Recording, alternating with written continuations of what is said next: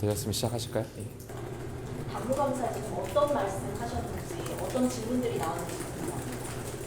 당부감사에 대한 내용을 이 자리에서 제가 다 말씀드리긴 좀 어렵고요. 다만 지난 후보 교체 과정에 있었던 많은 국민들이 놀라셨고 실망했던 점에 대해서 혹은 또 언론에서도 오해하고 있는 지점들이 있을 수 있으니 이번 당무감사를 통해서 우리 당의 진실이 바로잡히는 계기가 되었으면 좋겠다 생각합니다. 오늘 송원석 의원이 원내대표 출마했는데 그 당무감사에 대해서 상처가 안 올 때까지는 잘 보호하고 놔둬야 한다 이렇게 부정적인 입장을 내셨거든요. 그럼 어떻게 보실까요? 지금부터 당무감사에 대한 부분은 당무감사위원회에서 아마 자체 판단을 할 것 같습니다. 이 당무감사라는 것이 주는 여러 가지 부정적인 영향들이 있다 보니까 당내 의원분들이라든지 아니면 원외위원장분들께서도 이런 부분을 좀 기피하거나 통합하는 측면에서 하지 않았으면 좋겠다라는 생각을 갖고 계신 분들도 있을 겁니다. 다만 제가 처음에 당무감사를 고민하게 되었던 배경에는 후보 교체 과정의 전반적인 부분에 대해서 많은 국민들과 당원분들께 오해가 없도록 진실을 규명하는 것이 매우 중요하다라고 생각해서 요청하게 됐었던 것이고요. 그 과정에서 어떤 징계를 예상하거나 염두에 두고 하진 않았다는 점을 분명히 밝히고 싶습니다. 이번 당무감사를 통해서 우리 당이 과거에 잘못했던 점을 반성하고 다시 국민들께 사랑받을 수 있는 정당으로 나아가는 그 첫 시작점이 되기를 기대하겠습니다. 권성동 원내대표가 사퇴 기자회견에서 후보 교체 당시에 법적이나 정당성 부분에서 문제가 없다는 취지로 말씀하신 걸로 알고 있는데요. 이 부분에 대해서 좀 어떻게 보십니까? 많은 국민들께서 평가하실 거라고 생각이 듭니다.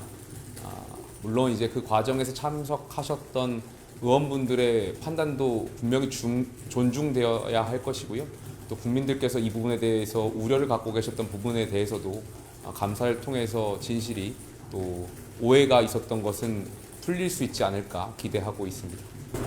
권성동 원내대표 퇴임 자체는 좀 어떻게 보셨을까요? 권성동 원내대표께서 그동안 수고하셨다라는 말씀을 꼭 드리고 싶고요.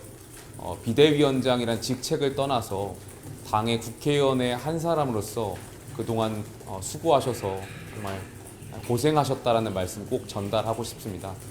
권성동 원내대표는 계엄이라는 정말 극단적이고 잘못된 선택 이후에 우리 당의 원내 사령탑을 맡으시면서 탄핵이라는 아픔을 겪을 때까지 탄핵 찬성 측, 탄핵 반대 측의 양측으로부터의 비난과 비판들도 있었지만 그럼에도 불구하고 그 과정에서 균형을 잡기 위해서 노력하셨던 분으로 기억합니다.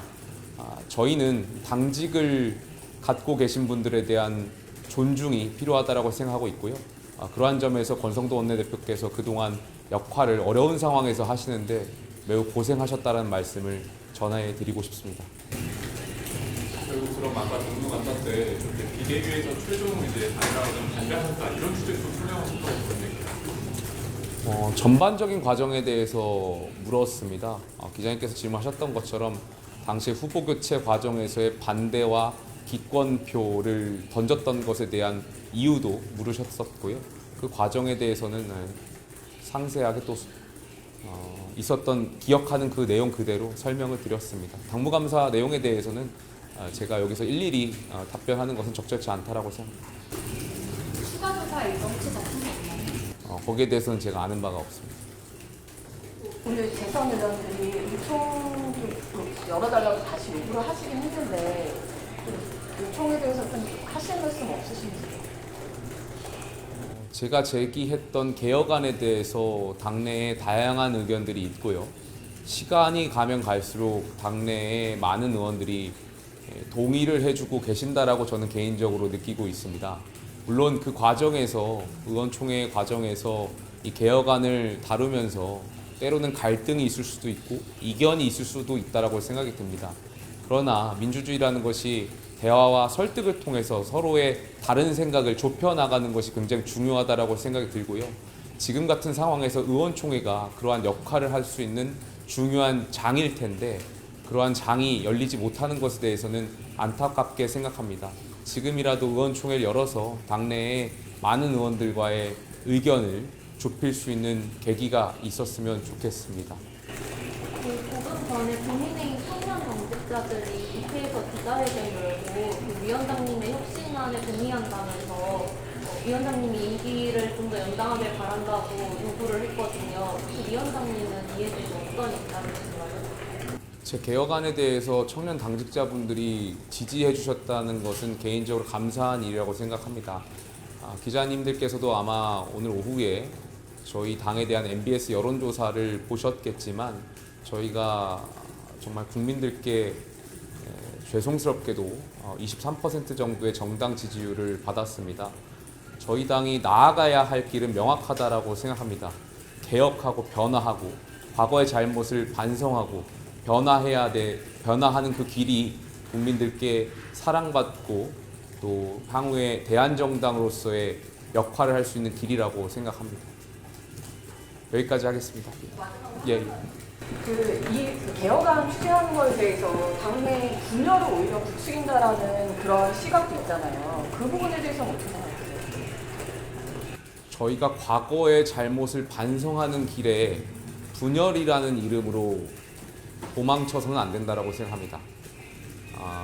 많은 국민들께서 이번 대선 과정에서 약 41%의 유권자분들이 저희를 지지해 주셨는데 저는 그 유권자분들이 저희 국민의힘과 김문수 후보를 지지하게 된 그 배경에는 국민의힘이 변화할 수 있다라는 그 희망이 있었기 때문에 지지해 주셨다라고 생각이 듭니다.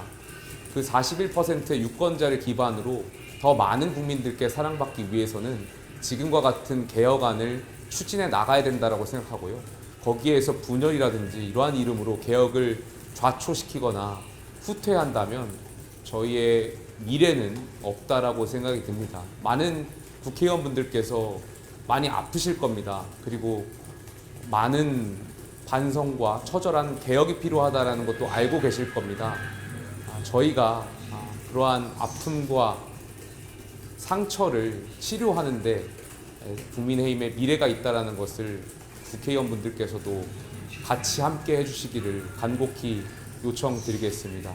제가 말씀드렸던 그 개혁안은 제 개인 정치를 위해서 낸 것도 아니고 정말 우리 당을 살리기 위한 최소한의 요구 조건이라고 생각이 들고요. 그 과정에 그 진심을 훼손하거나 의심하는 국회의원이 없기를 기대하고 있습니다. 저는 진심은 통한다라고 생각합니다. 우리 당을 살려야 된다는 그 마음에 많은 국회의원분들도 동의하실 거라고 생각이 듭니다. 우리가 함께 정말 뼈를 깎는 노력을 통해서 당을 바꿔 나간다면 내년 지방선거부터 우리가 국민들께 다시 신뢰를 받을 수 있다고 생각합니다.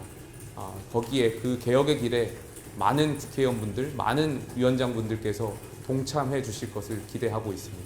감사합니다. 그래서 하나만 여쭤보면 당분간 더 언제